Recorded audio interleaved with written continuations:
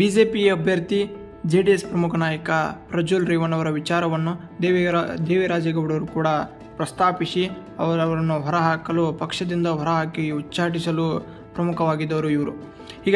ಹೀಗಾಗಿ ಇತ್ತೀಚಿನ ಒಂದು ಬೆಳವಣಿಗೆ ಎಂದರೆ ರಾಜಕೀಯ ಲೆಕ್ಕಾಚಾರ ಕೂಡ ಬದಲಾವಣೆಯಾಗಿದೆ. ದೇವಿರಾಜೇಗೌಡರು ಕೂಡ ಬಂಧನವಾಗಿದ್ದಾರೆ.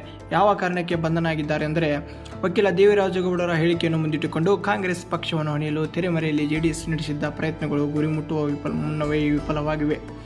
ಉಪಮುಖ್ಯಮಂತ್ರಿ ಡಿ.ಕೆ. ಶಿವಕುಮಾರ್, ಸಂಸದ ಎಲ್.ಜಿ. ಶಿವರಾಮೇಗೌಡರ ಜೊತೆ ಮಾತನಾಡಿದ ಮೊಬೈಲ್ ರೆಕಾರ್ಡಿಂಗ್ ಮುಂದಿಟ್ಟುಕೊಂಡು ದೇವಿರಾಜೇಗೌಡರ ಸುದ್ದಿಗೋಷ್ಠಿ ನಡೆಸಿದ ಜೆಡಿಎಸ್ಗೆ ಅದೇ ಪ್ರಬಲ ಅಸ್ತ್ರವಾಗಿತ್ತು.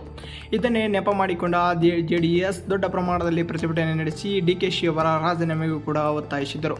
ಮತ್ತೊಂದು ಲೈಂಗಿಕ ಪ್ರಕರಣದಲ್ಲಿ ದೇವಿರಾಜೇಗೌಡ ಈ ಕಾರಣದಿಂದ ಅವರನ್ನು ಬಂಧಿಸಿದ್ದಾರೆ. ಮತ್ತೊಂದು ಟ್ವಿಸ್ಟ್ ಎಂದರೆ, ಇದೇ ದೇವಿರಾಜೇಗೌಡರು ಕಾಂಗ್ರೆಸ್ ನಾಯಕರು ಅಷ್ಟೇ ಅಲ್ಲ,